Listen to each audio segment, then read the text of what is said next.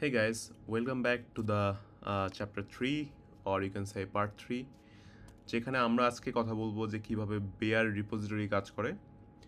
Bear repository একটা নতুন concept, আমি আগে এক্সপ্লোর করি নাই ওয়ার্ক ট্রির সম্বন্ধে ওয়ার্ক ট্রি নিয়ে কাজ করার আগে।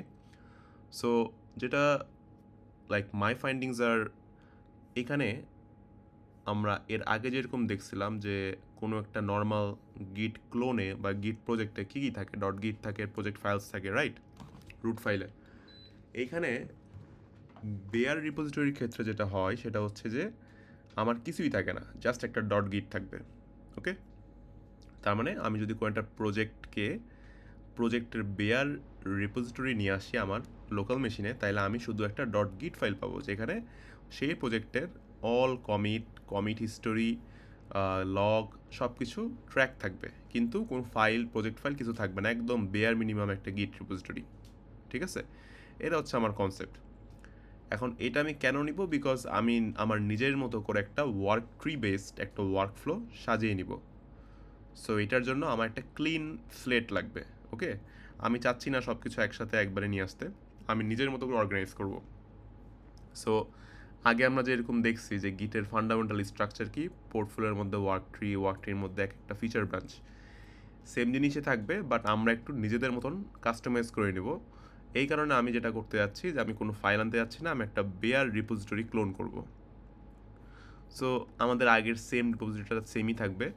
আমি কি করব, এই ইউআরএলটা নিব, ইউআরএলটা নিয়ে আমাদের যে টার্মিনাল সেখানে চলে যাব।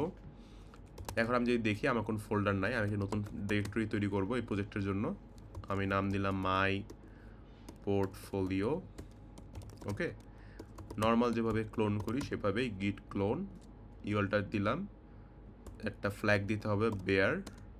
তারপর এই যে ডট গিট যেটা নিয়ে আসলাম আমরা, এটাকে আমি কোথায় রাখবো সেটা একটা ডেস্টিনেশন বলে দেওয়া লাগবে।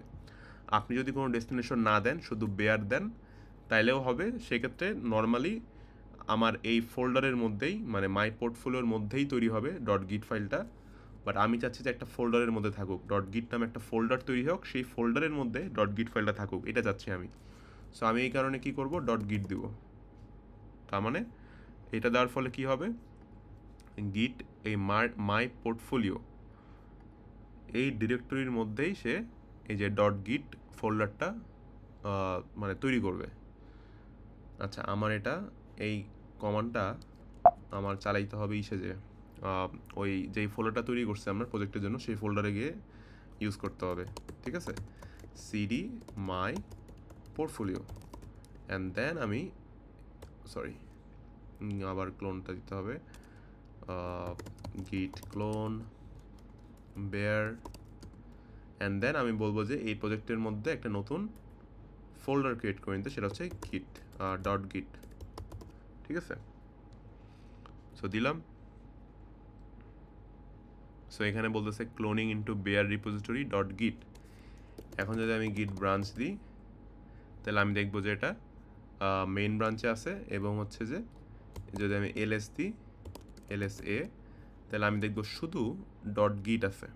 ওকে, আর কিছুই নাই, কোনো প্রজেক্ট ফাইল টাইল কিছুই নাই, জাস্ট একটা ডট গিট। সো এটাই হচ্ছে বেয়ার রিপোজিটরি। এবং আমি যদি গিট স্ট্যাটাস দিই, তাহলে এখানে বলবে যে this operation must be run in a work tree. তার মানে এই মুহূর্তে আমাদের কোনো ওয়ার্ক ট্রি নাই, জাস্ট একটা normal dot git. Okay, this is it. So next ভিডিওতে আমরা দেখব যে কিভাবে এই স্ক্র্যাচ থেকে আমরা একটা work tree based workflow সাজাইতে পারি, যেটা কাইন্ড অফ ব্রাঞ্চের মতোই কাজ করে, বাট আপনি আরও অর্গানাইজড ওয়েতে অনেক মানে প্যারালালি আরও কাজ করতে পারবেন, যে কোনো সময় যে কোনো জায়গায় কাজ করতে পারবেন, এই ফ্লেক্সিবিলিটিটা পাবেন এই ওয়ার্কফ্লোতে। ঠিক আছে, সো দেখা হচ্ছে নেক্সট ভিডিওতে।